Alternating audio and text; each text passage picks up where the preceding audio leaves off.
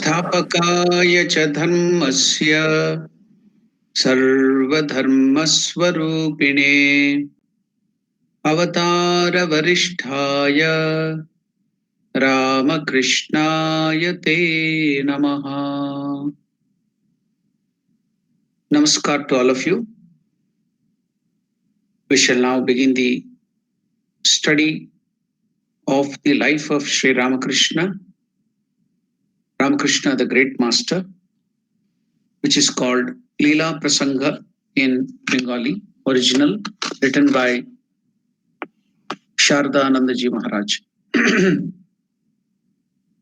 Now, as earlier we were seeing the life of Rani Rasamani, we will continue with the life of Rani Rasamani for some time, and then we will proceed to study the introduction to that second part of life of Ramakrishna, and then to the proper life. Now let us enter into Rani Rasamani's life. Rani Rasamani always fought for a just cause. It was not her intention to embarrass or challenge the government unnecessarily. On the other hand, during the critical time of the Sepoy Mutiny, that is the first war of Indian independence in 1857, she helped the government by providing food, livestock, and other necessities. This benevolent action was much appreciated by the British government. Some of the soldiers, however, were not so appreciative. There was a British army barrack near Rasamani's home, some of whose soldiers often robbed and persecuted passers-by and looted neighborhood. One day, a few drunken soldiers were molesting a person on the street. Rasamani's son-in-law noticed it from their roof, and they could not bear it. They ordered their guards to drive the drunken soldiers away.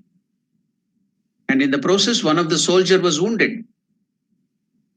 The soldiers then returned to their barracks and reported their plight to their friends. Immediately, a group of angry soldiers ran out and attacked Rasamani's palace. Her guards tried to resist them, but they failed as the soldiers were well armed and outnumbered them. Some of the guards were wounded and others ran away. Rasamani ordered all of her relatives to flee through a back door, but did not try to save her own life. With an open sword in hand, she stood guard at the door of the shrine. Now, her main concern was to protect the shrine, the deities. She was not bothered about her own life. She took a sword and she was guarding the shrine. Fortunately, the soldiers did not come to that part of the house. They ransacked most of the palace, destroying expensive chandeliers, furniture, pictures, paintings, windows, and musical instruments. They mercilessly killed Rasamani's pet peacock and other birds and animals. The vandalism continued until 10 o'clock at night. Mathu was not at home during the attack. When he returned and discovered what was going on inside the palace, he immediately went to the barracks and met the commanding officer, who rushed to the palace with Mathur and sounded a bugle. The soldiers then returned to their barracks. After this terrible incident, Rasamani appointed 12 trustworthy English soldiers to protect her palace for 2 years. She also collected compensation from the British government for the damage to her property. In 1850, Rasamani went on a pilgrimage to Puri Jagannatha to visit Lord Jagannath. In those days, there was no train or good road to Puri from Calcutta. If pilgrims could afford it, they would travel by boat down the Ganga and then cross the Bay of Bengal, the sea. Rasmani started her journey with a large convoy of relatives, friends, guards, servants, food, and other necessities, requiring many boats.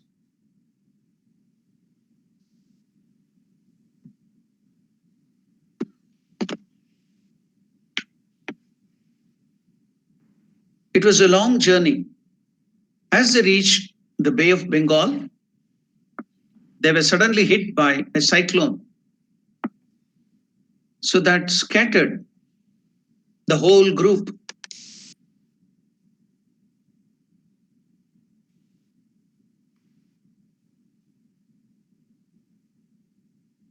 In different directions. Night came and the ocean was still very dangerous. Rasamani ordered her sailors to anchor their boat near the shore, and then she disembarked with a woman attendant and started looking for her for some shelter. Seeing a light at a distance, they went towards it and found tiny cottage belonging to the poor Brahmin family. Rasamani did not tell them who she was, but they graciously allowed the two women to pass the stormy night with them. The next morning, she gave the family 100 rupees. In the meantime, the convoy had been reunited and Rasamani resumed her journey. On their way, Rani Rasamani noticed that the road to Puri beyond the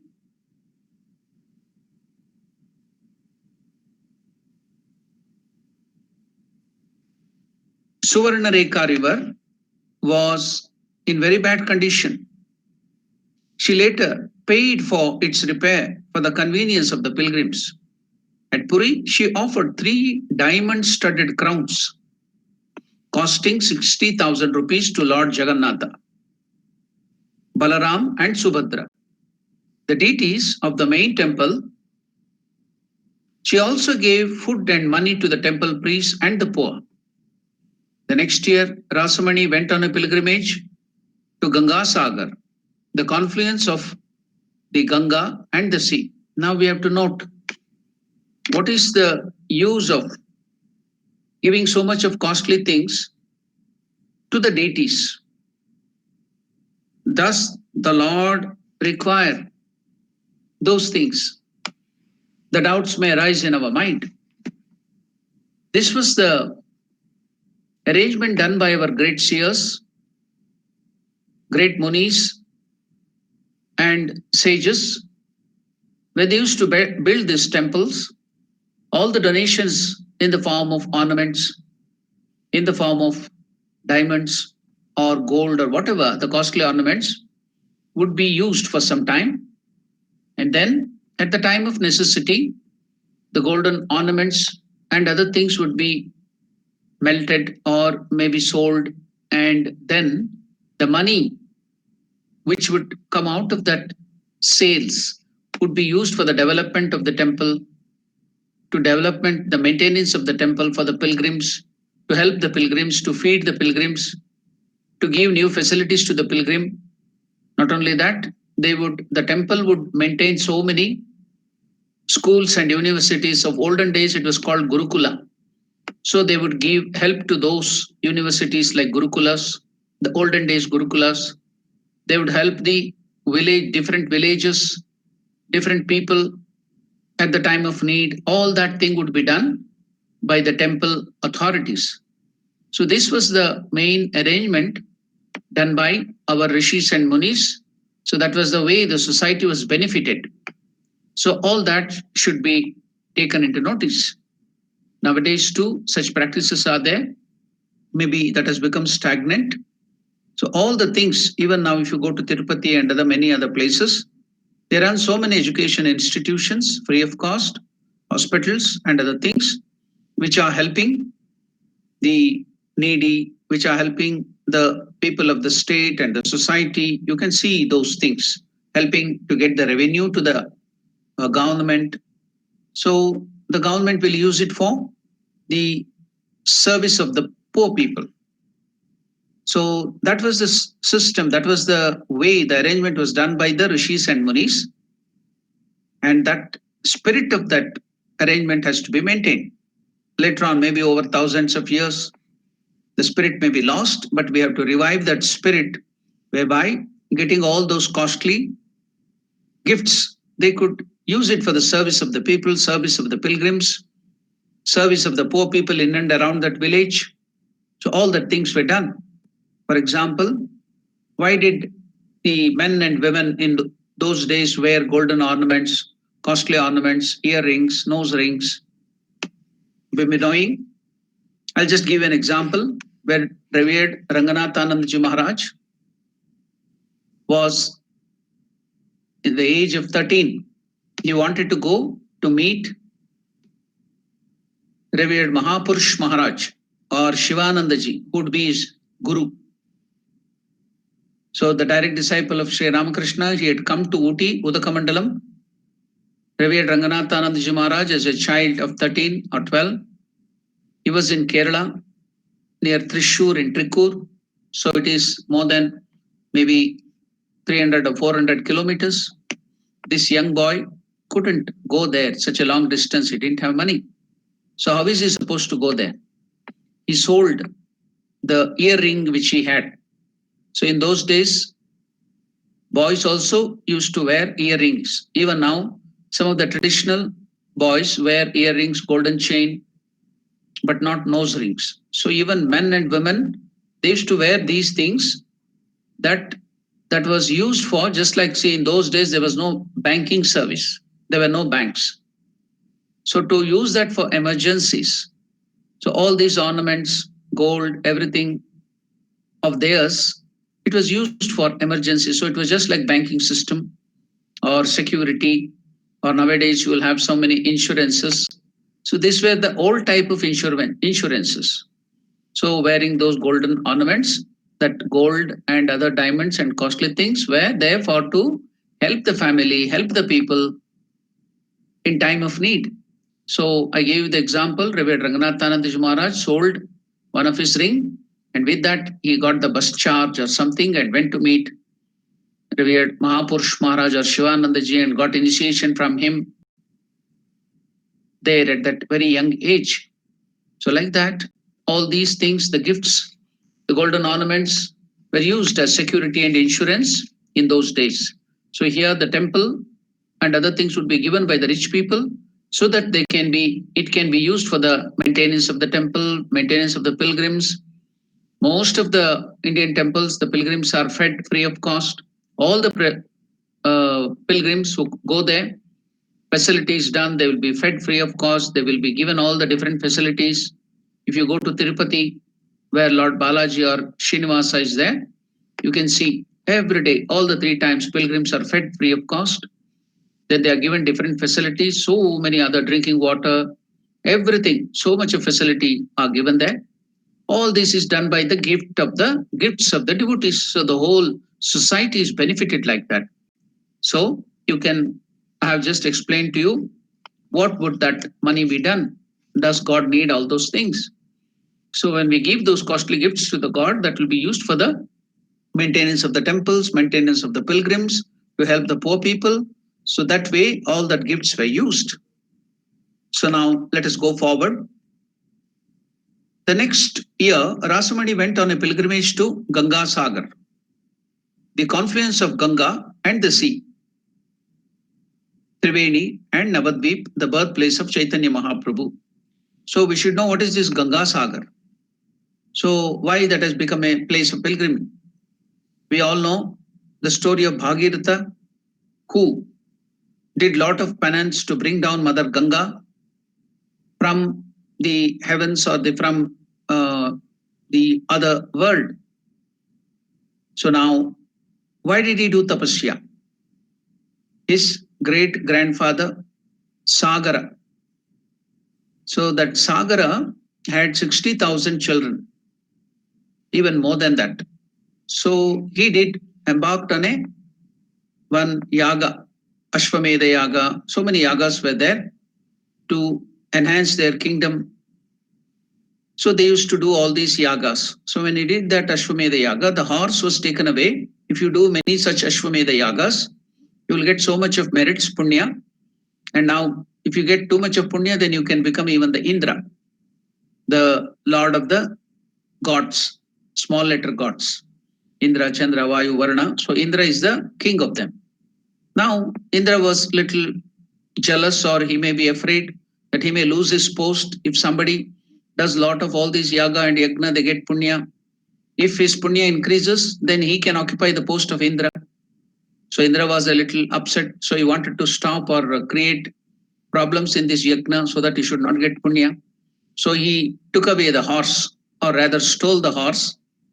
And what should we do? All these people, 60,000 children, they were very strong and very able warriors. So they all went in search. So what he did was, he tied that in the cave here in Gangasagar. There lived Rishi, who was the founder of the Sankhya. So the Sankhya philosophy, which later on grew to become the Vedantic, Advaitic philosophy, the yoga, all the philosophy behind Advaita and monoism, what do you call and the process behind yoga, the basis is this particular Sankhya, school of Sankhya, after its development. So everybody owe their origin to this great Rishi, Kapila Maharshi. His name was Kapila. So he was a great thinker, he was a great intellectual, a great Muni, Kapila Maharshi. You can get his life in Bhagavata. So he was living there in that cave. And so Indra very cunningly bought that horse and tied it in his ashrama. He was in Yoga Nidra. He was sleeping in Yoga Nidra. You know, Vishnu goes to Yoga Nidra. Like that, in Yoga Nidra, he was sleeping there, covering himself. So the horse was simply tied by Indra there. All the 60,000 children, the soldiers, the warrior, great warriors, they were coming in search, and they found their horse, sacrificial horse, tied in the Rishi's ashrama in the cave. They got very upset. They didn't think that Rishi, who was in Yoga Nidra, they thought he has stolen. So they were very angry. So without thinking, they reacted. See, we should not react anytime. We should always respond, think carefully and see what is the consequence and what has happened. Then we have to do the actions. So if you react, then you'll be in problem. They reacted impulsively. So they got angry, jumped. They were about to kill the Rishi, or they wanted to punish him. So they all rushed with a roar, getting angry on that. You've stolen our, blaming him for the theft of that horse. So the Rishi got up and opened. He didn't know what was happening. They were rushing to kill him. He was in Yoga Nidra. And suddenly when he woke up, I saw these people were coming to kill him or attack him. So just he was so powerful. He had so much of energy, concentrated because of the meditation. Just opened his eyes and looked at them. And all the 60,000 that warriors or the princes, they all got burnt. Then he went into yoga and went away from there. He went, forgot them and went away. And now Sagara, that king, was upset. His sons are gone. Nobody could revive it. What is the solution to this problem? The only solution was the great sages and other people, they told the only solution was you have to bring Mother Ganga, river Ganga. When the water flowed on that ashes, then only they can get liberation. They are dead and gone. They are in a limbo. They can't get any liberation, or they can't move forward in their evolution process to go to the next state, heaven or something. So if they have to get liberation and move forward, then you have to bring Ganga. And if the ashes are covered, or if it runs over the Ganga, then they will get liberation. So Sagara tried a lot of years to do penance to get Ganga down. He couldn't, he didn't succeed. His sons couldn't succeed. So now in that lineage came Bhagiratha. He knew that his ancestors were in problem. So he wanted to help them. So he gave up all his kingdom. He went to the forest, did a lot of tapasya for many, many thousand years. Then Brahma was pleased. and he allowed to bring down Mother Ganga. It's not so easy to bring down Mother Ganga. The moment it falls from the heaven to the earth orbit may go every the rotation and revolution of the earth because of the fall of the Ganga from the heaven. It may be disturbed and the earth may be in trouble. So again, he had to do penance. It could only be contained by Lord Shiva. Nobody could stop that. So when he did penance and pleased Lord Shiva, Shiva asked, "What boon do you want?" Then he told that you should help me to get down Mother Ganga. Then we all know the story that Ganga came down and Shiva locked her up in the mat hair and he could easily withstand the fall without any problem. Then he locked her in such a way in that matted locks that it took many years for her to come out. Then again, when Bhagirath prayed to Lord Shiva, he was pleased and allowed to flow in a very benign way, not disturbing the earth or any other thing on the earth. So he allowed Ganga to flow in a very small way. That's why we can see always Shiva on the head of Shiva. Ganga is there and it is being allowed to flow slowly coming out. So now Bhagiratha took that Mother Ganga. Mother Ganga followed Bhagiratha. Then he went there to this place called Ganga Sagar. And when Mother Ganga flowed on all the ashes of the 60,000 children of Sagara, who were the ancestors of Bhagiratha. So they were all retrieved. They went to the higher states, that is the Swarga and other places, and they were liberated. So that's why this place where the Rishi Kapila's ashrama was there, Rishi Kapila's cave where he did that penance was there. So all that ashes were lying there for many years. And Mother Ganga, after flowing there, so it liberated all those 60,000 people and they got liberation in the sense they went to the highest states, liberated from that particular limbo. And they were in a very bad state. They couldn't move forward, just like ghosts. They had to stay there many thousand years. So when Bhagiratha performed this action, so they were liberated. So now you can see why we immerse the tradition of immersing the ashes of our ancestors in Mother Ganga. You might have got the clue. That's why I explained it a little more so that you can understand why the tradition of the Hindus to take the ashes of the dead ones, near and dear ones, and immerse in rivers Ganga. How did the tradition start? So this is the tradition why we immerse the ashes of our ancestors after the cremation into the water. That's the reason. Okay, we will go forward. We got to know something.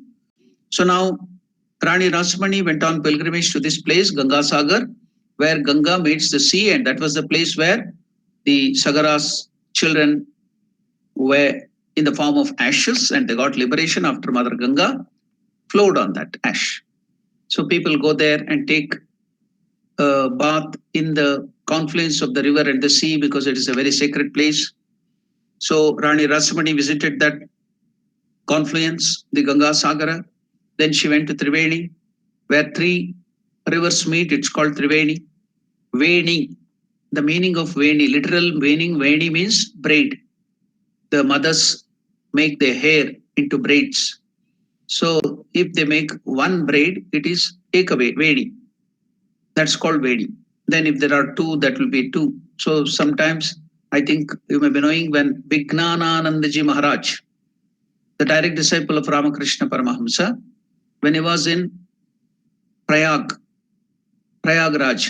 which was invaded and destroyed by the Islamic invaders and named as Allahabad. They wanted to destroy all the Hindu pilgrimage site. They tried and they did it.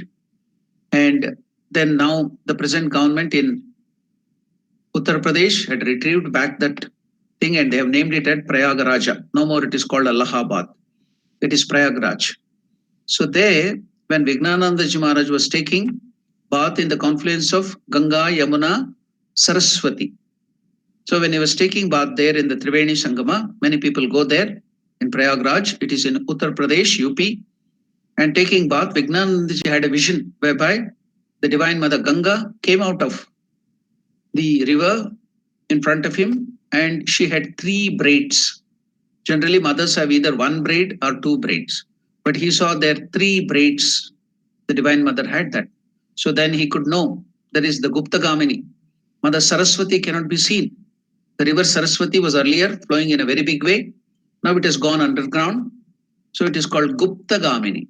So that confluence of Ganga, Yamuna, Saraswati happened there. So it's a very sacred place. If many rivers join together.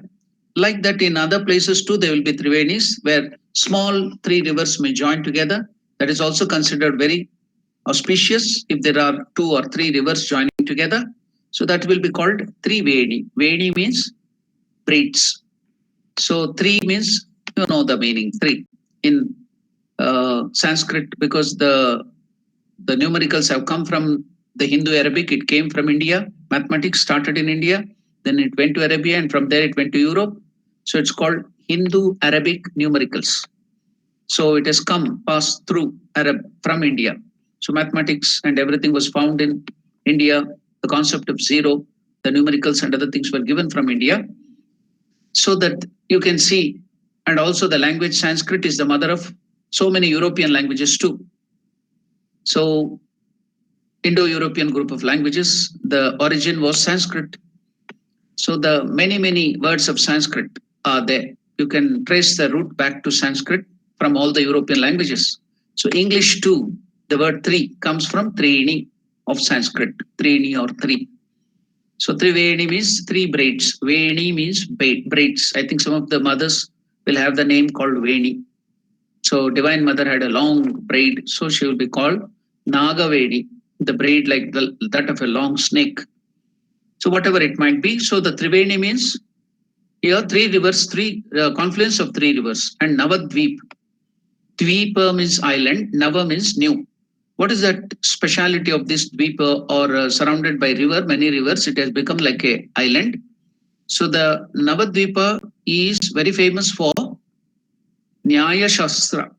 There was a school of, in the Veda Anga and Veda, this thing, there are so many, just like this yoga and what you call Sankhya, different school of thoughts. This Nayayikas, that is also a different school of thought in the Vedas. So experts and Navanyaya and so many other things were there in this island from this place in Bengal. So that place is very famous for Nyaya Shastra, Navadvipa. And another very important thing happened was the great founder of the Gaudiya Vaishnavism. That whatever we see, the ISKCON, the Krishna consciousness, and there are so many other different groups of Gauda. Gauda means Bengal. Gauda Desha means the Bengal is called Gauda Desha. So because that Vaishnavism was founded there, and the main propounder or the founder was Chaitanya Mahaprabhu, one of the avatars. So this birthplace of Chaitanya Mahaprabhu is also Navadvip. So our Rani Rasmani visited that place too, of Chaitanya, which is the birthplace of Chaitanya. On the way back near Chandan Nagar, her boat was attacked by robbers. Rasmani's gods exchanged fire with them, and one robber was wounded. She then ordered both groups to cease fire and asked to speak with the robber chief. The robber said to her mother, "We want money. If you do not fulfill our demand, there will be terrible bloodshed." Rasmani told, "How much money do you want? How many are there in your group?" Robber told, "There are 12 of us." Rasmani then told them, "I don't have any cash right now. Tomorrow evening, I shall send 12,000 rupees to you.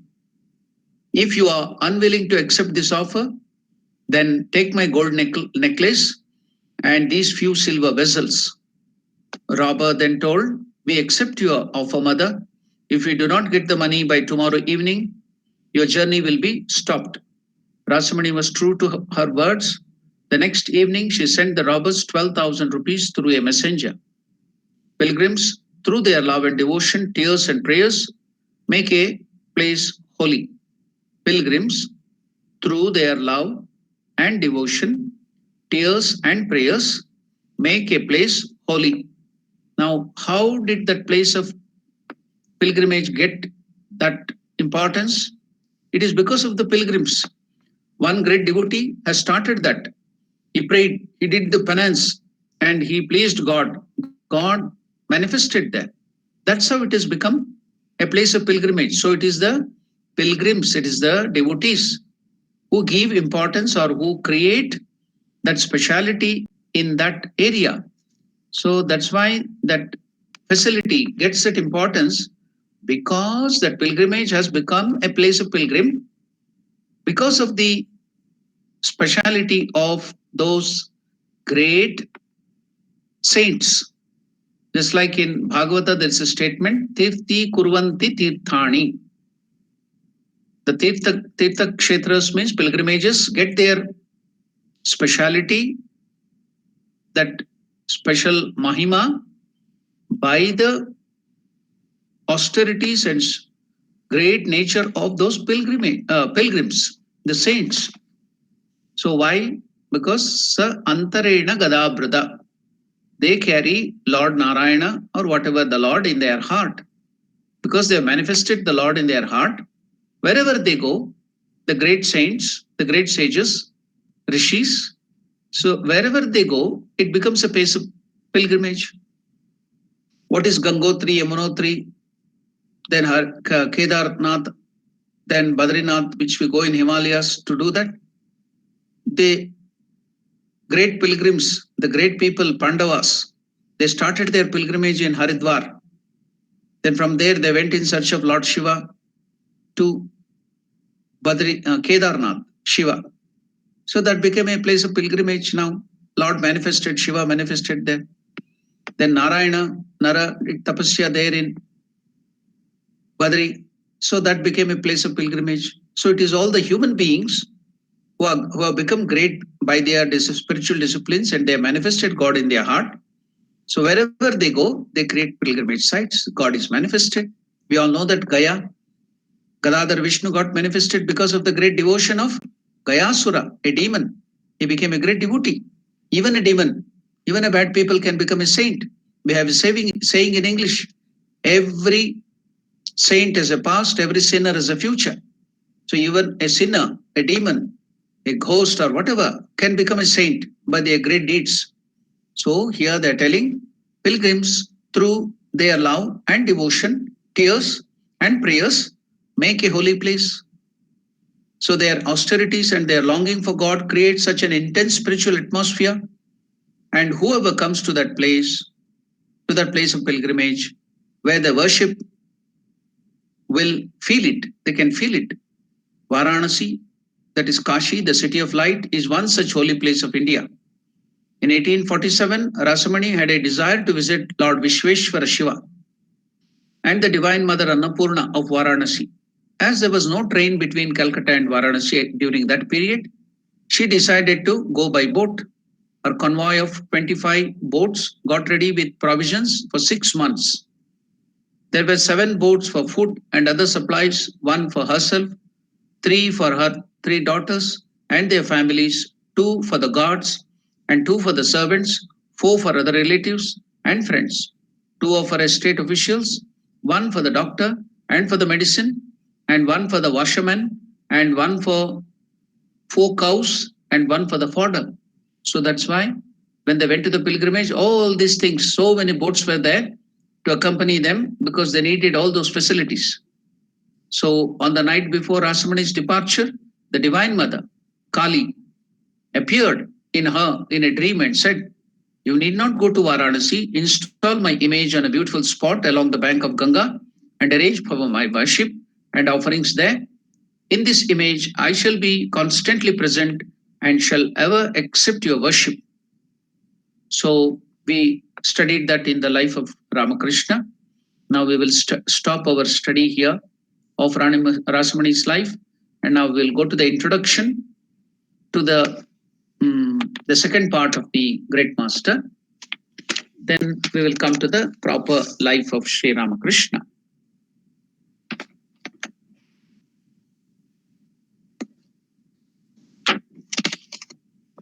Now, Shardanandaji Maharaj, in his introduction to the divine incarnation as sadhaka, divine incarnation as sadhaka, We saw yesterday, we came up to the happenings in the life of Swami Vivekananda, transferring that power to Abhedananda and what happened. We have studied in the last class.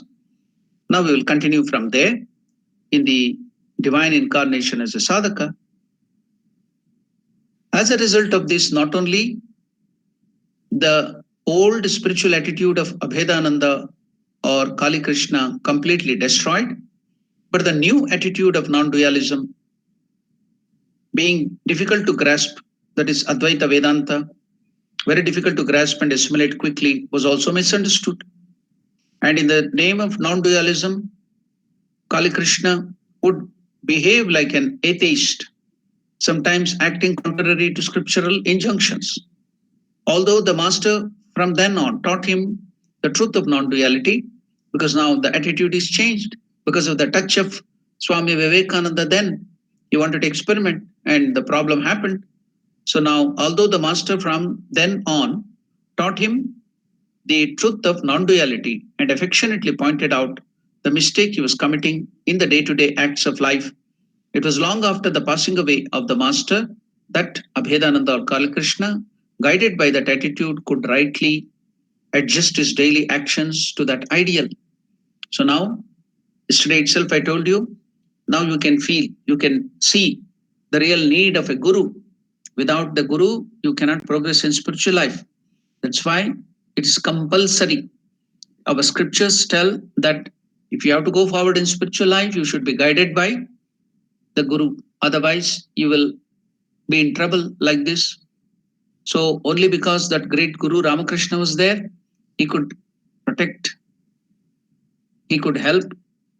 So that's why Guru Purnima is coming, fast approaching.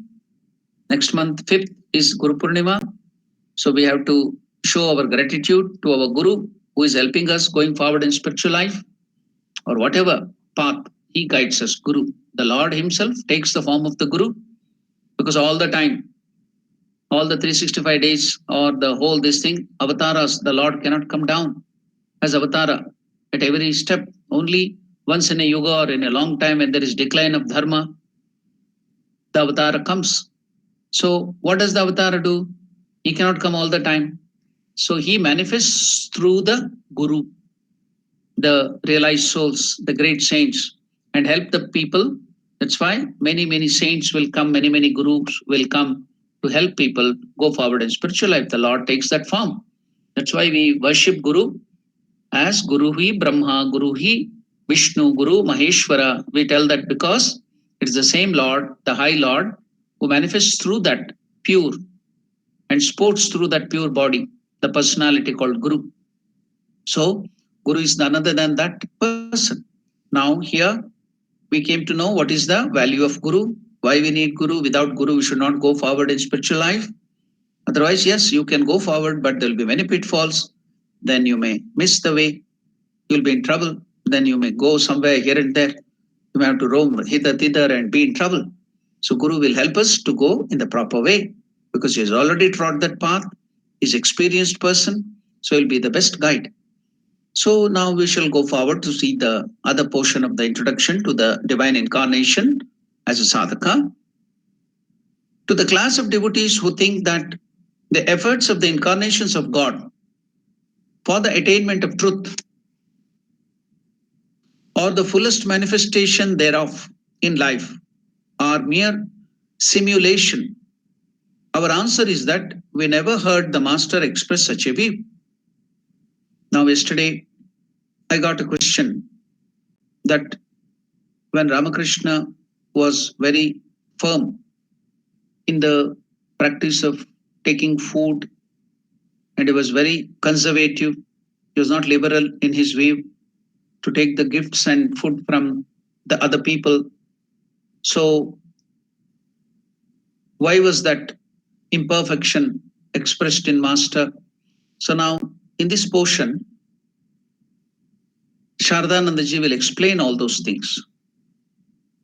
The Lord, when he comes down as a human being, will take on all the imperfections and weaknesses as just like an ordinary human being and then overcome them. So then only he can become an ideal. Otherwise, he's perfect always. then he can't be an ideal. We cannot take him as a inspiration. He's perfect, so he's great. He's an avatar Purusha. He can do that. Can we do that? We are weaklings. We can't do that. So he should take all the imperfections. He should have all the weaknesses just like all the human beings, ordinary human beings. Then outgrow them with his endeavor, self effort. Then he can become an inspiration. So now here you can see Sharadanandaji will explain, take up this matter and explain it in a nice manner. Now you have to give ears, you have to understand properly. Okay? To the class of devotees who think that the efforts of the incarnations of God, the self effort, the efforts of incarnation of God for the attainment of truth, to realize the truth, the highest truth, or the fullest manifestation of his avatarahood, God in him, thereof in life are mere simulation. It is just feigning or acting. He has already manifested. No. Our answer is that we never heard anything like that from our master, that is Ramakrishna, was an incarnation. Express such a view. Rather, we heard from the master, Ramakrishna. He used to often say, what? When the divine sports as a human being, he behaves exactly like an ordinary man and experiences weal and woe. All the problems, tribulations, everything he will experience. Just like we studied in Bhagavad Gita, Matra Sparshastu Kaunteya Shitoshna Sukha Dukkadaha. When our senses go and touch the sense objects in the world, external world, then Shita Ushna Sukha Dukkadaha. They will give the dualities, experiences like heat and cold, then pain and pleasure, success and failures, all these things, the dualities in the world will come. So Krishna has experienced that. So he's telling us, Agama, Apayano, Anitya, Tam Titikshasva Bharata. Learn to endeavor, learn to forbear. It will come. Nobody can stop it. When your senses go out and touch this world, sense objects, then these experiences are bound to come. So for anybody, that's what now Ramakrishna is telling. When the divine sports, when the Lord takes the human form and comes down as a human being, he behaves exactly like an ordinary man and experiences weal and woe and attains perfection by dint of personal effort.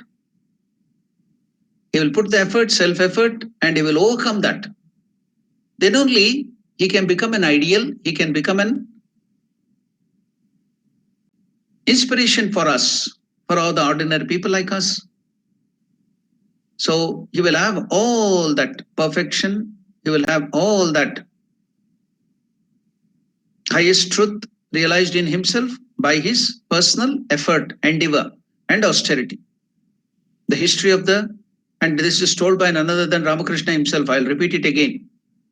Sharadanandaji Maharaj is telling that the avatar Purusha putting on the effort, doing tapasya is all simulation, is acting like that. No, we never heard such things from Master. He will himself put on all the weaknesses. He will take up all those things. We experience all those weaknesses and imperfection because of our bad karmas and good karmas. But there is no karma for the Lord. He doesn't have to undergo any karmic effects. It is only for us, jivas. So he deliberately takes upon all the imperfections, and then he overcomes that. He experiences all the pains, all the pleasure of this life, and then by his dint of personal effort, he will overcome. He will become perfect. Then he will become an model or an ideal. So let us hear the words of Ramakrishna himself. When the divine sports as a human being, he behaves exactly like an ordinary man and experiences weal and woe and attains perfection by dint of personal effort, endeavor, and austerity. The history of the religions of the world bears witness to this. Besides, it is clear that otherwise the very purpose of the divinity incarnating will itself be defeated. You can see Lord Krishna was so great. As even a child, he could kill so many demons.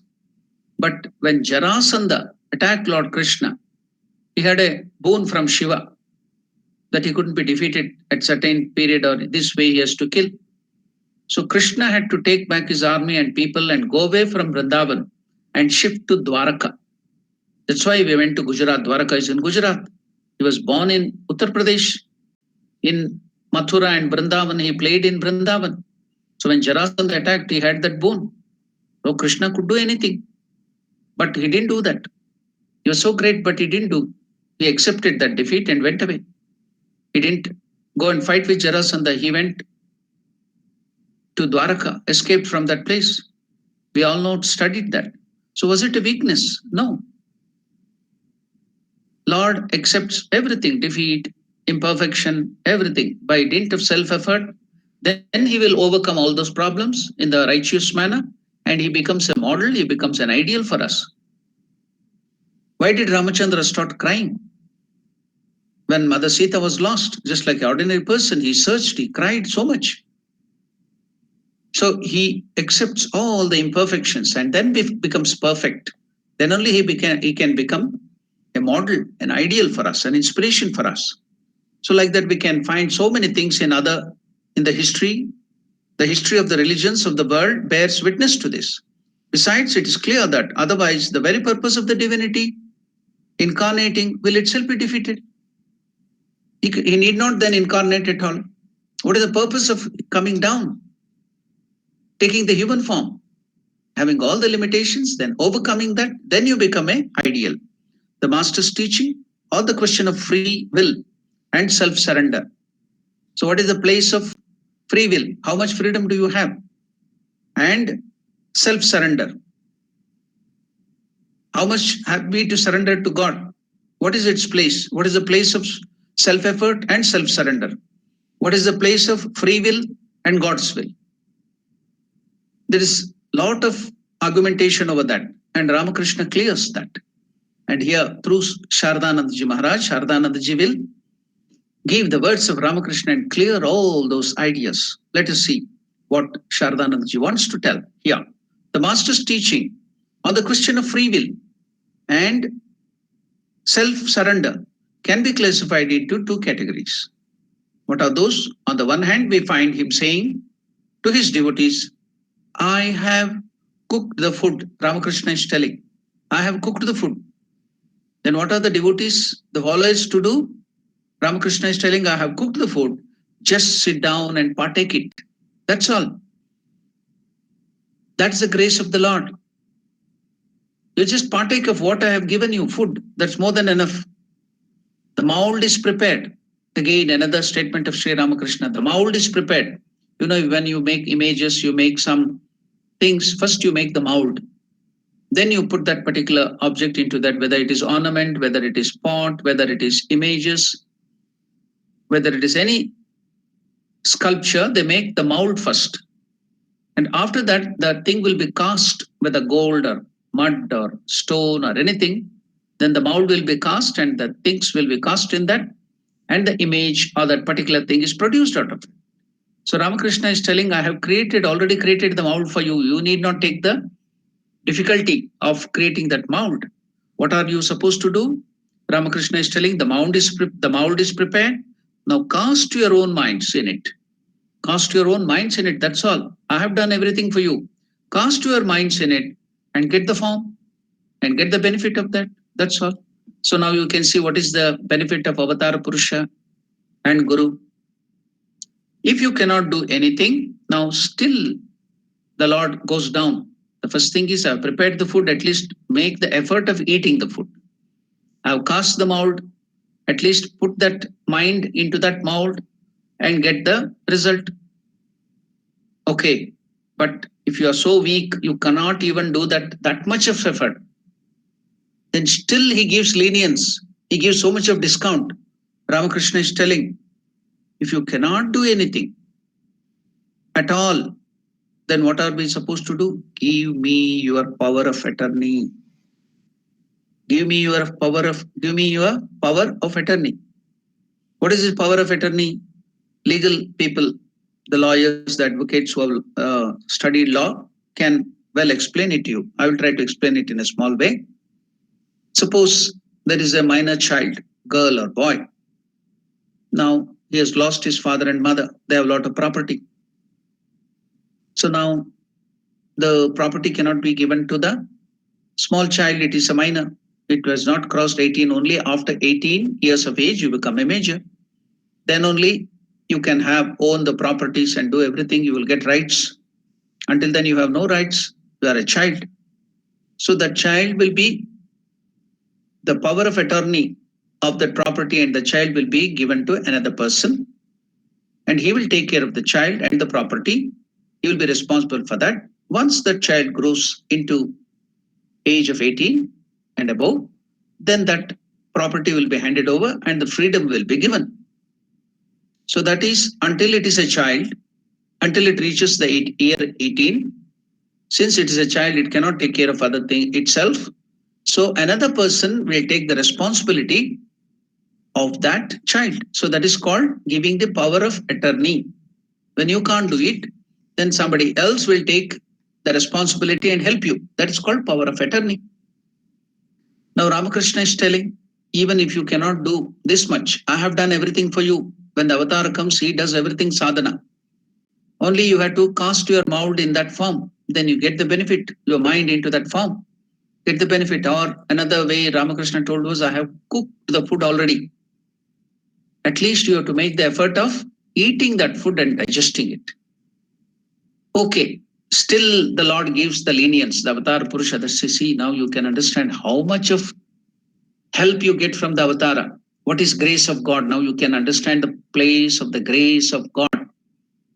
Now, while explaining about what do you call the Viveka Chudamani, the third verse, Jantunam Narajanma Durlabha Mataf Pumstvam Tato Viprata, and all those things that you can get only by Shata Janma Koti Sukritaihi Punyair Vinalabhyate. You cannot get that, all those human life and that mukti up to that highest realization. You cannot get that without putting you the purely the effort of 100 Shata Koti Janma Sukritaihi. 1 billion. Here 100 koti means 100 crores. 1 billion lives of pure self-effort only can bring the human birth and liberation. So much of rounds you have to undergo. So only by, if you have to put in the effort, by pure self-effort, you have to get that liberation, get freedom, permanent freedom, eternal freedom. You have to put in the effort of 1 billion lives of pure self-effort, punya, without which you cannot get it. But how does the God's grace help it? All that rounds, all that will be reduced to only 3 things, 3 steps.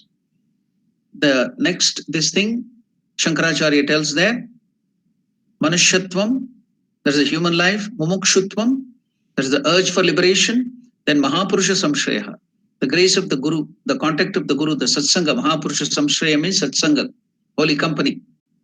By that you can reduce the whole thing from the human birth to this thing, whatever was taking so many hundreds of rounds, and it would be very, very difficult to get that only pure self-effort of 1 billion lives, human birth, can be got only in 3 steps. How? Manushyatvam, Mumukshatvam, Mahapurusha Samshraya, Durlabham Trayamevaitat, Daivanugraha Hetukam. That you cannot get it, only you can get it by God's grace. So now you can see so much of grace God is giving us. He has prepared the food. What is our this thing here? What is our freedom? What is our self-effort? Eat that food at least and digest it. The Lord has cast the mold. Just put your mind into that mold and get that benefit. Okay, God gives still more. See the grace. He gives much more lenience, discount to you. What does it tell? Now Ramakrishna is telling, If you cannot do anything,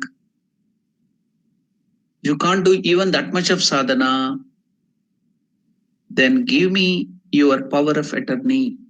Give me your responsibility, completely surrender to me. I will take care of everything. On the other hand, we find him also instructing, give up all desires one by one. That is the way to success.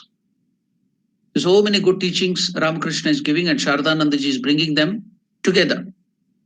Give up all desires one by one. That is the way to success. Then another teaching of Ramakrishna, which is very helpful to us, be like a cast off leaf blown by the wind. Be like a cast off leaf, the food leaf. In India, they use the leaf plate for eating the food. It may be plantain leaf, or they will make the leaf out of the banyan tree, or another tree is there. So that also is used, the leaf, to make the plates. After that, it will be thrown to the dustbin or somewhere under the tree or into the some other place. So then the wind will carry the leaf, the eaten leaf, and it may be sometimes under the tree, the shade of the tree, it may fall into water, it may fall on the road, it may fall in the forest. So, giving that example, Ramakrishna is telling, you may get difficulties, you may get happiness, you may be in whatever condition the Lord may keep in. So, be like that cast off leaf, the leaf plate. Let anything come. Let the leaf be kept by the wind anywhere. The leaf will be simply happy. It will leave everything to the wind. Likewise, Ramakrishna is telling, be like that cast off leaf plate blown by the wind. So the destiny, providence may take anywhere. Endeavor. No, sorry, not endeavor. Forbear. Forbear everything. Titiksha. Do not worry. Just your mind should be going towards God. That's all. Let anything come in your life. So be like a cast off leaf blown by the wind. Give up. Another teaching, great teaching of Ramakrishna is give up lust and greed and call on God. Give up lust, kama, and greed. Kanchana is greed, money, greed. Give up lust and greed and call upon God. I have done all the 16 parts. You know that the Indian currency is called rupee, 1 rupee. 1 rupee has 16 annas. Now, here you can tell, suppose 1 rand. So it may have some cents in it. So many cents makes 1 rand, like a pound and the sterling. They have their so many denominations.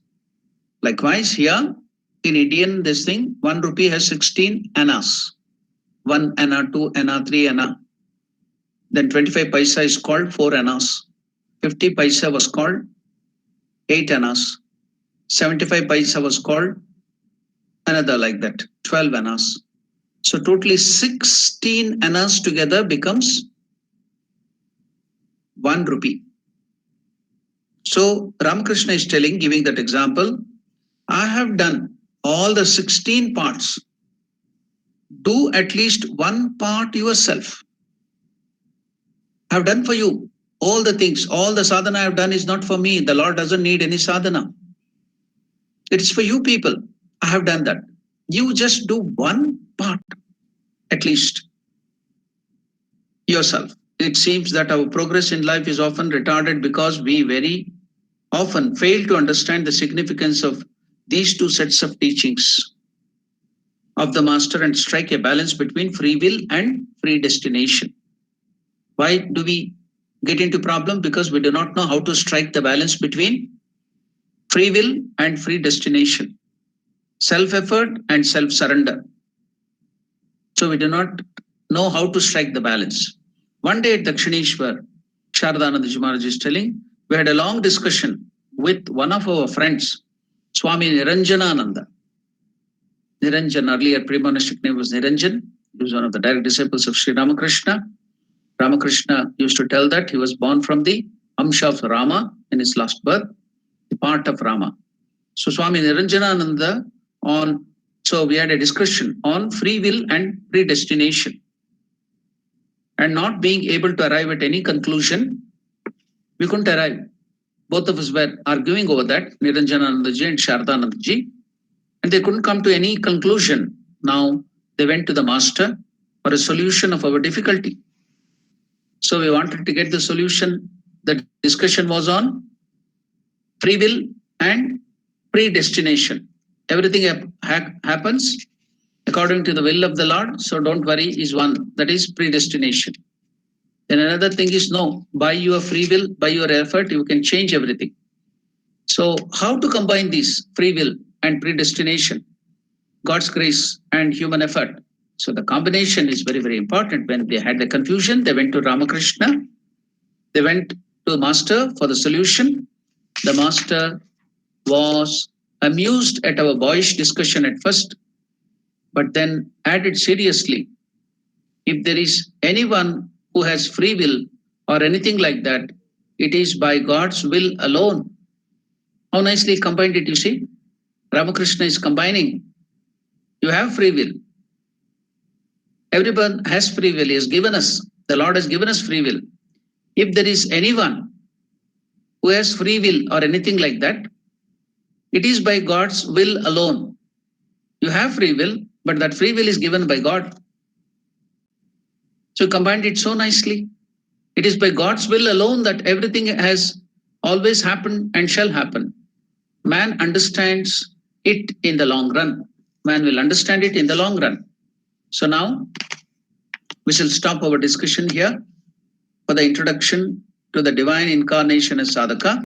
We'll go to the proper life because all of us are interested in getting into the proper portion of Ramakrishna's life, what has happened there. So we will now enter into that portion. We have studied the life of Rani Rasmani to some extent. Then it will continue in the next class too. Now we have seen the introduction. Now we are coming to the proper life of Sri Ramakrishna, the great master.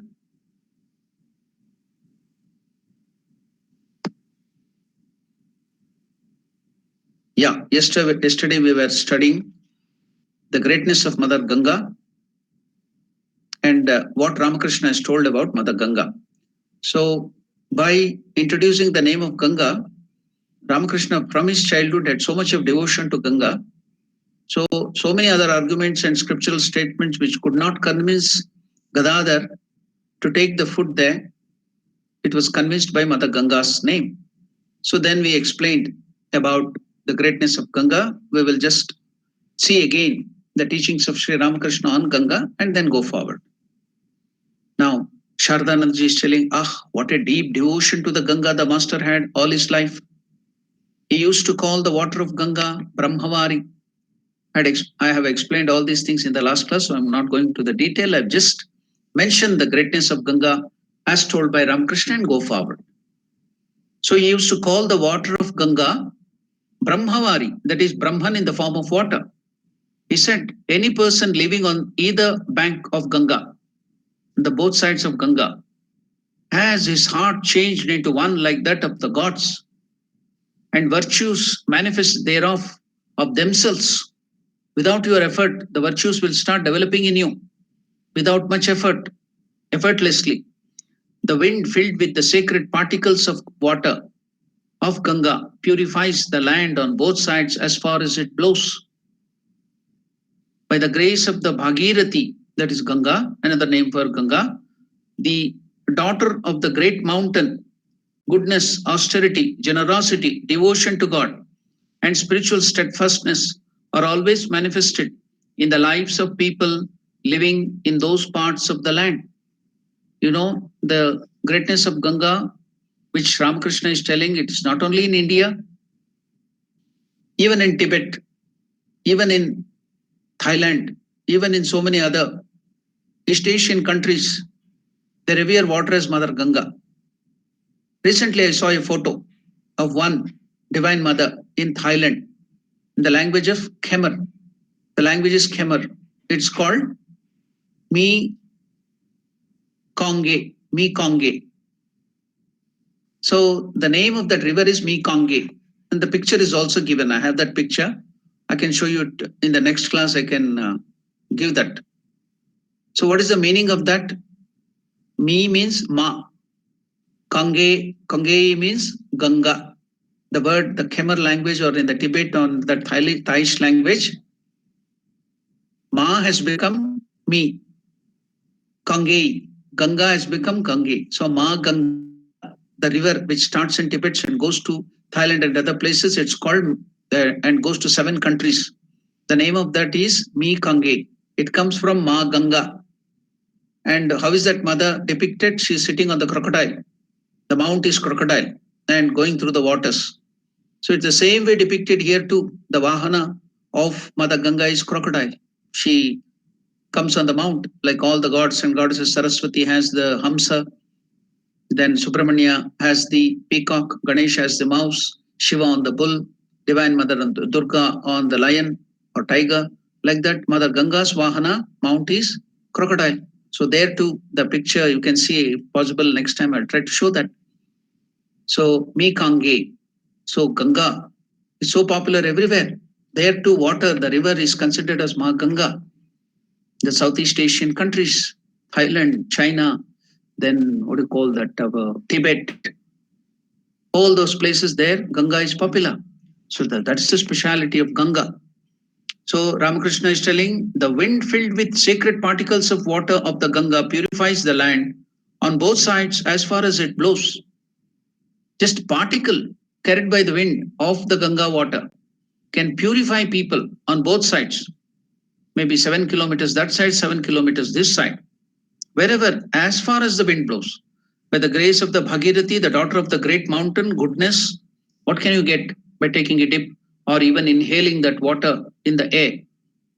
Ramakrishna is telling, you can get by the grace of Bhagirathi, the daughter of great mountain, goodness, austerities, generosity, devotion to God, and spiritual steadfastness. All that can be got by Ganga. Are always manifest in the lives of people living in those part of the land. If anybody talked of worldly things for a long time or mixed with worldly people, the master would ask him to drink a little of water of Ganga. Then that will remove the bad effect of that bad company. If a man avers to God and attached to worldliness, sat in a part of the sacred abode of Divine Mother in Dakshineshwar and polluted it by worldly thoughts, immediately Ramakrishna would sprinkle there the water of Ganga. He felt much pained if he saw anybody cleaning himself with the water after answering calls of nature in Ganga. So this is how Ramakrishna used to express his devotion to Mother Ganga. And I told you another story in the last time. Mother Ganga is nothing but Narayana or Vishnu in the liquid form. I told that story. I will not go into that again. Within a few days, the impact of many factors in the new environment brought about a transformation in the master's mind. There was a situation of the temple on the banks of the imposing Ganga. There were those beautiful gardens filled with the chirping of the birds. There was the divine service performed by devout sadhakas in the spacious temple. There was the genuine affection of his elder brother, who was verily like a father to him. And there was also the touch of the faith and devotion of Rani Rasmani and her son-in-law Mathur Babu. They were so much devoted on everything in the place. All these were experiences that conspired to endear Dakshineshwar to Ramakrishna, that is Gadadhar, and make it a second Kamarpukur in his eyes. No doubt, he continued to cook his daily food himself for some time more, but he lived there with a cheerful mind and discarded that attitude of uncertainty regarding his future duty. On hearing of the firm principle of the master regarding food, some may perhaps think, now the answer for yesterday's question by one of our devotees, Shardanandaji, is now answering here. Let us hear how and what were the imperfection and weaknesses which Ramakrishna had. What was that for? We can see it here. On hearing of the firm principle of master regarding food, some of us may perhaps think, So Shardanandaji, imagine that such questions and doubts can come. That's why I always ask you after the class, do you have any doubts? Do you have any questions? Express it. So now, because Shardanandaji can imagine that we will have some such doubts by these things, then he himself takes it up and answers it. How is he answering that in a wonderful way? On hearing of the firm principle of the master regarding food, some may perhaps think such narrow conservatism is generally seen in the minds of men like ourselves. We ordinary people have all these narrow conservatism is generally in us, it's common in us. By mentioning this example, do you mean to say that the ultimate goal of spirituality cannot be realized if one is not similarly conservative? Should we also be conservative like this? That all these human weaknesses, such narrow conservatism, is found in ordinary people like us? We will be doing all those things. We'll carry everything to the kitchen instead of the shrine or into the heart. Then should we also be conservatives like that? Narrow conservatism should be necessary to realize God. So Shardanandaji himself is asking the question, the doubt of ours. We say in reply, so Shardanandaji is replying for that, illiberality and religious steadfastness. Illiberality and religious steadfastness are not the same things. Steadfastness, you think that it looks like conservatism. So illiberality and religious steadfastness are not the same thing. The former is born of egoism. Illiberality is born out of egoism. When it prevails, a man gets the highest value on what he himself understands and does. When that egoism and illiberality prevails, a man gets the highest value. Sorry, a man sets the highest value, not gets. Sorry for that. A man sets the highest value on what he himself understands and does, and thus circumscribing himself. And thus circumscribing himself remains unconcerned. But the latter, steadfastness, but the latter is born of the faith in the teachings of the scriptures and great souls. So, conservatism should not get confused with illiberality. But here Ramakrishna's is steadfastness. And what is that? It is born of faith. It is not born of egoism or misunderstanding. But it is born out of faith in the teachings of the scriptures and the great souls. When it prevails, man curbs his egoism. So, when this steadfastness comes, not illiberality, when steadfastness is there, the man curbs his egoism, makes progress in his spiritual life, and gradually realizes the supreme truth. When that firm principle predominates, a person may, in the beginning, appear to be illiberal. For some time, he appears to be illiberal for some time. It is superfluous, skin deep. It looks like that from the exterior. But he receives with its help clearer and clearer light on the path of his life, and the limiting narrowness vanishes of itself. And the limiting narrowness vanishes of itself. Therefore, how can we deny that steadfastness is absolutely necessary on the path to spiritual progress? I think our questions are answered, our doubts are answered. Wonderfully, Shardanandaji Maharaj has brought up that question and he has answered. There's an ocean of difference between illiberality, which rises out of egoism, and steadfastness, which rises out of sattvika attitude, which curbs egoism. So it helps us in God realization and spiritual progress.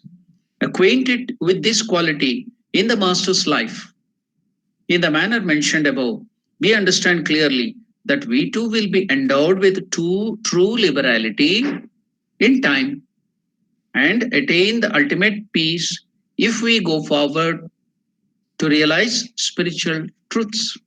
So we got the answer wonderfully. Our Sharadanandaji Maharaj explained it so nicely. It's so soothing to the heart. With a single-minded devotion to the teaching of the scriptures, if we adhere to that and have this steadfastness to the teachings of the scriptures, then we can go forward, have spiritual progress, and not otherwise. We have to remove one thorn by another, as the master used to tell. Suppose you have a thorn gone into your foot, what will you do? You take another thorn and remove this thorn. After that, you will throw away both of them, isn't it? Will you be very happy thinking that, oh, this thorn has helped me, so let me put that thorn into my leg, that space, and do I pierce that inside? No.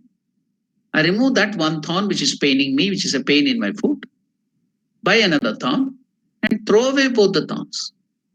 So this steadfastness of Ramakrishna, which is looking like illiberality, conservatism, narrow conservatism, is used, which rises out of sattva, not by egoism, is used properly to go forward in spiritual life. It has come due to the words and teachings of the scriptures and the sages, great people.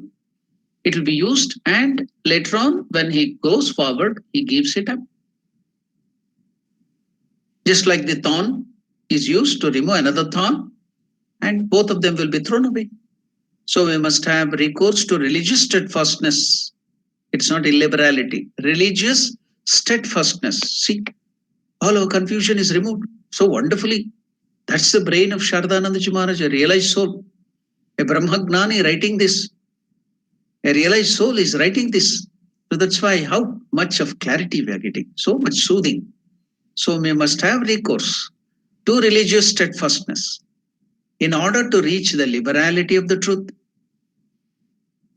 If you have to get the liberality of the truth, you have to go through, you have to take recourse to religious steadfastness. Wow, wonderful.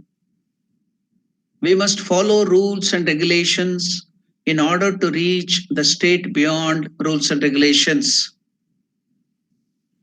We have to follow rules and regulations in order to reach the state beyond them.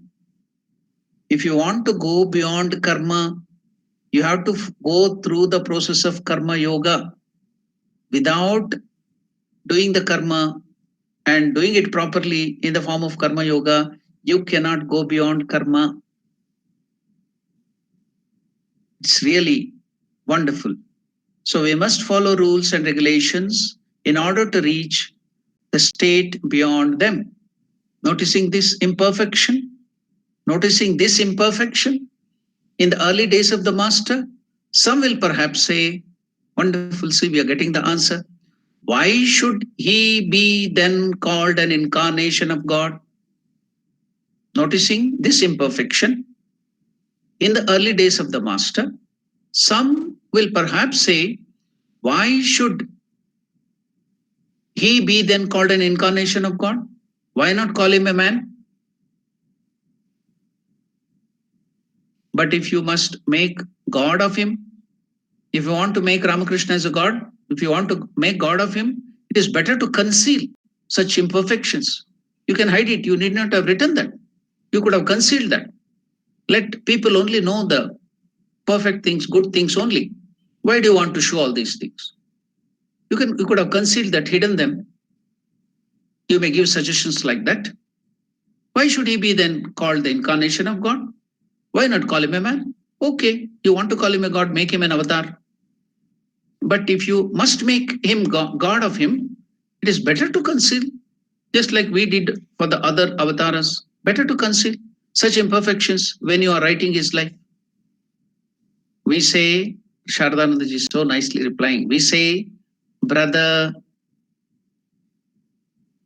there was a time when we also never believed, even in dream, that God could assume a human body and incarnate himself.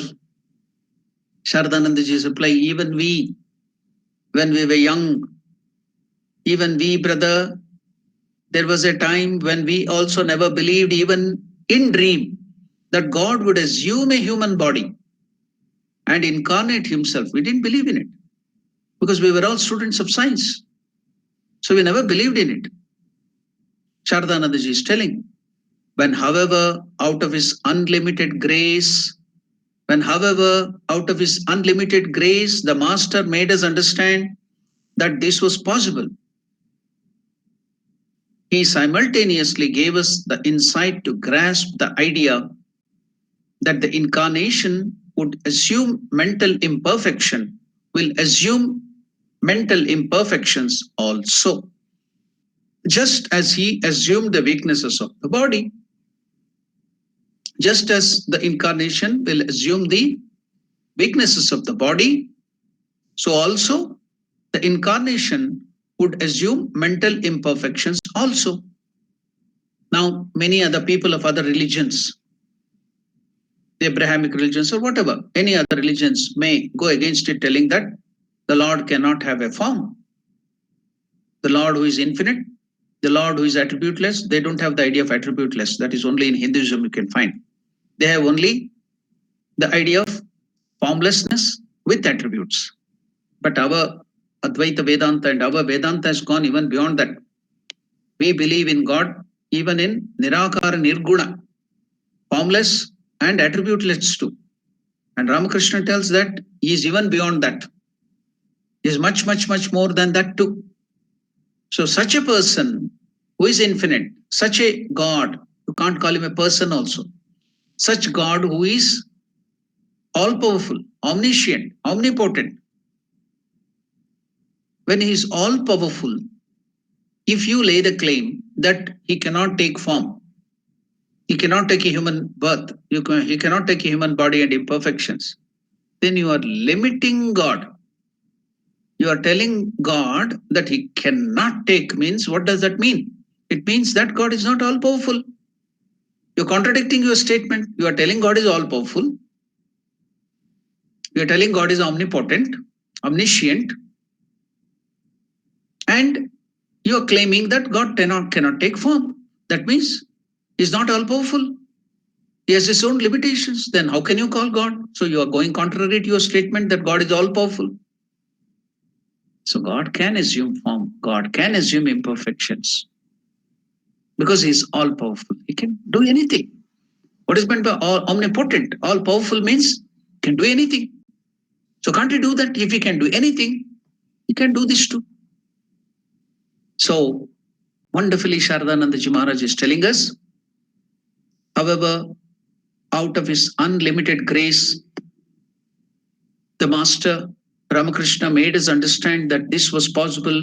He simultaneously gave us the insight to grasp the idea that the incarnation would assume mental imperfections also, just as he assumed the weaknesses of the body.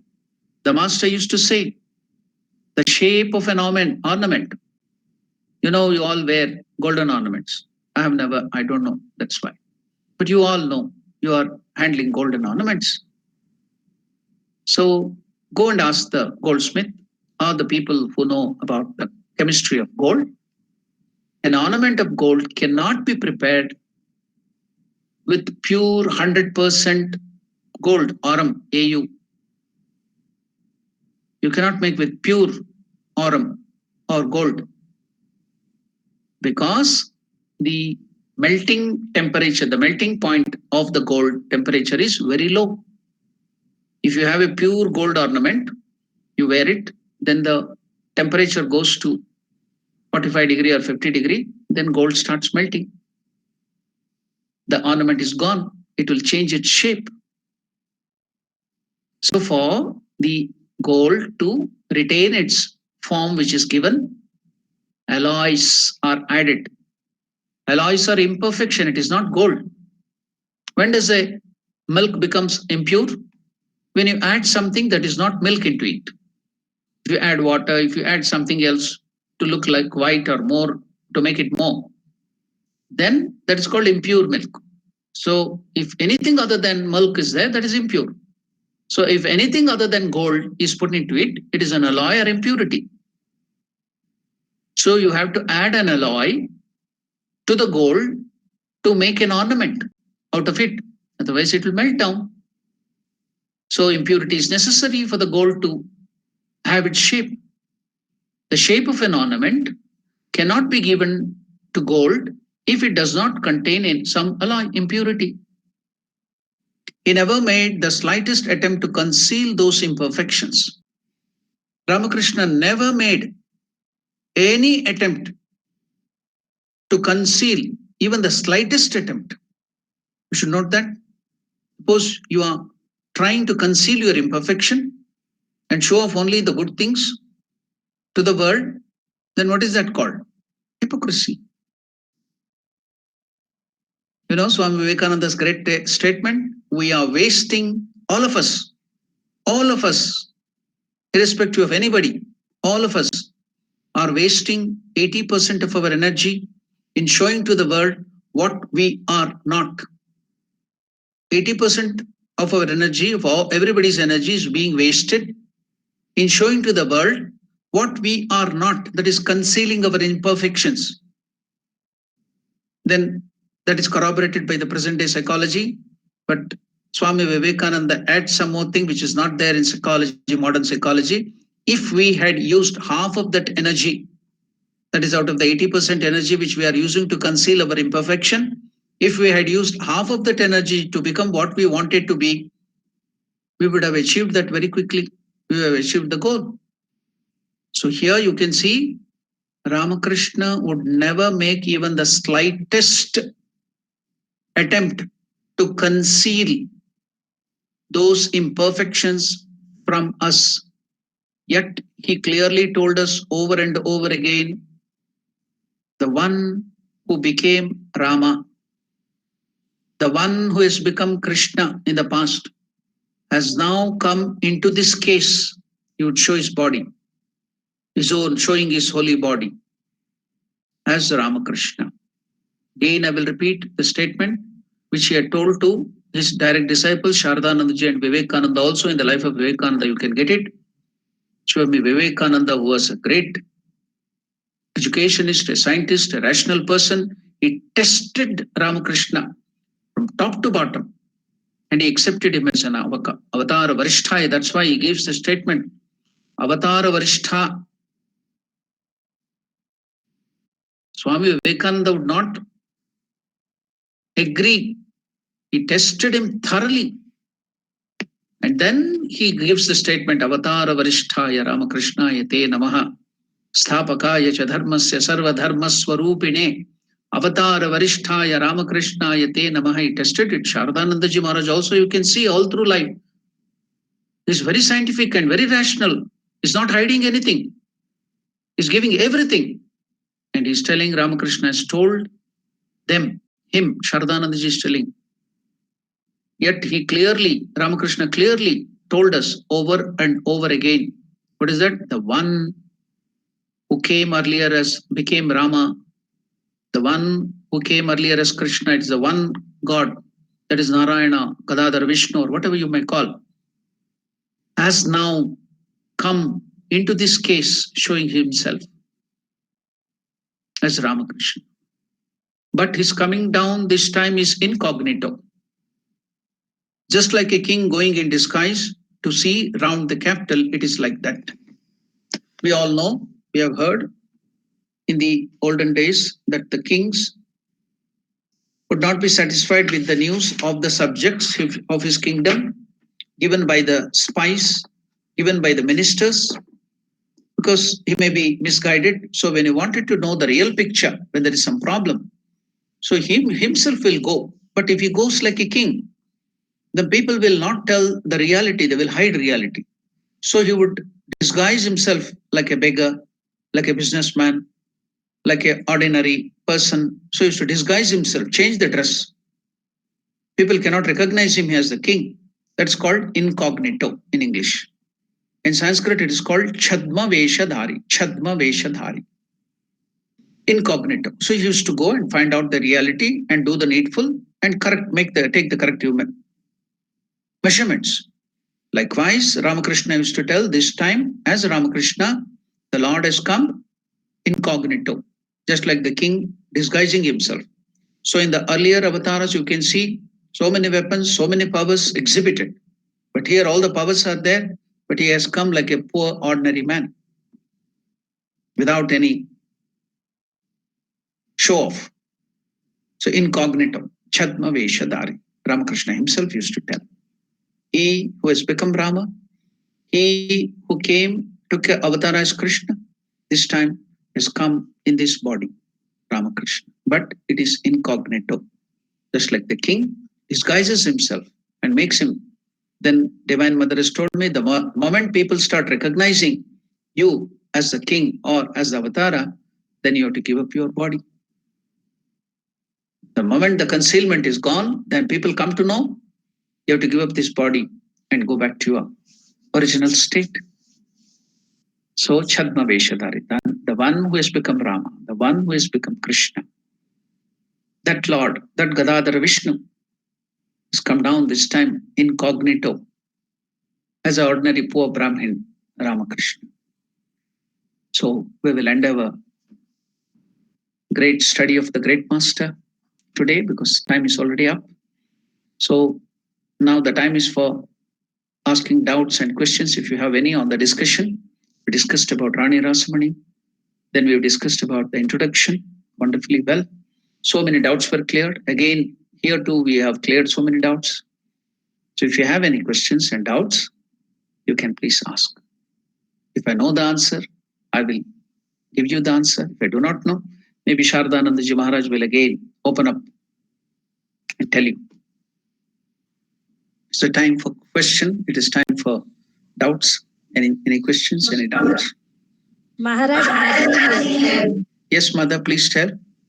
Yeah, you are talking about Manushyatva, Mumukshatva and Mahapurusha Sangha. Yes, Mother. And then when we are having our trust in the master and going in this path, sometimes we hear these statements where the people say that you should be in front of a living guru. And this rational mind will start posing all type of doubts. If you can help me out in this, it will be helpful, Maharaj. Yes, Mother. Yesterday also the same question was asked. Living guru's contact is necessary. But when the living guru is not available all the time, we cannot have that opportunity. So his teachings, his life, his books. Now when I'm reading Gospel of Sri Ramakrishna, Vachanamrita, then it is as good as you are in the company of Ramakrishna. Suppose you are in the company of the Guru. What do you get that, Mother? What do you get? You get that teaching. You get that thing which he stands for, which he lived for. A person is not a physical form. The physical entity is just to encase that which is inside. That is a quality. That is the samskara or the good nature. So that is the real Sangha. It's not the physical body. So when you can get that spirit, then I think the external thing is not necessary. Yes, in the beginning, it's necessary. But later on, as you progress in spiritual life, you have to take the essence of it and the spirit of it. So that's more important. The physical body, yes, it is necessary. The form is necessary. But what it encompasses, what is encasing inside, the spirit, the essence, the teaching, that which we have to apply. Suppose I have the physical form with me. The Guru is there with me. I don't hear what he tells. I don't, follow it, his teachings, his ideal. Then what is the use of even living near the Guru? If I don't make use of him, whether I'm not near him, but I'm getting the teachings, and then I'm putting it into my life, then you yourself are becoming that person. When you get that quality into yourself, what is realization of God? Realization of God is the Lord will start living in you. The teachings will become complete and you will become that person. So following that teaching, bringing that into your life, then your mind itself will become your Guru. So it's a gradual transformation which we have to have. I cannot stay because I like my first grade teacher, first class or the first standard teacher. I like that teacher very much. So should I not write the examination and clear that first grade and go to the second grade? Should I be always there in the first grade? So the help of the Guru is only to lift me up, go forward, push me to the next thing. So after that, it will not be necessary, mother. But in the beginning, it is very, very necessary, the physical form and other things. Later on, we have to get the essence, the spirit, the teaching, and follow it. Yeah. Thank you, Maharaj. Yes. Yes, mother. Yes, mother. Om Namo Narayanaya Maharaj. Om Namo Narayanaya. Can I know who is speaking? This is Chand Rupchand. Chandrapchand, please tell. Swami Brahmananda Ji Maharaj. Yeah. His guru you indicated was Swami Shivananda Ji Maharaj. No. Swami Ranganathananda Ji Maharaj Guru was Swami Shivananda Ji. Brahmananda Ji's Guru he was a direct disciple, Ramakrishna Paramahamsa. Okay. I just needed to clarify that. Thank you very much. No problem. Thank you.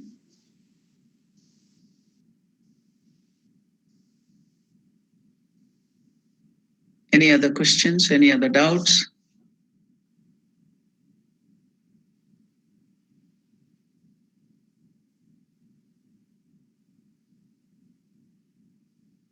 Okay, I shall end the class by the prayer as usual. Today, Monday evening, we have the significance of puja. The science of worship class will be there. You are welcome to the discussion at 6 o'clock in the evening. Indian time, it will be 9:30 in the night. Then tomorrow evening, we have the Viveka Chudamani, the Crystal of Discrimination, written by Shankaracharya. It was one of the greatest Vedantic manual, the text manual. Then Wednesday, we have Bhagavad Gita discussion. Then Thursday, Friday, again in the morning, we have the same early morning discussion of the Great Master. Then Friday evening, we have the Bhagavad Gita class. Then Sunday, Monday, as we have seen yesterday and today, we have the early morning Great Master class. Then Sunday morning at 9:30, we have the children's class for Hinduism. Parents who have children can bring their children and attend that and teach the children, give them the samskara, Hinduism for children. So that is at 9:30 South African time, which will be conducted here in South Africa, but it is online. Anybody can make use of it. Then the next thing is evening, we have the satsang. 4:15, we have the satsang, bhajans and other things, Shanti mantras will be chanted. So all are welcome to all these things. Make use of it, because especially now during the time of coronavirus, we'll be locked down and we will have a lot of time. We can raise our mind to higher levels by thinking of God and attend these satsangas. So all are welcome to that. Om Priyatam Pundari Kakshaha Sarvayagneshwaro Harihi Tasmin Tushte Jagat Tushtam Prenite Prenitam Jagat Harihi Om Tatsat Shri Ramakrishna Panamastu.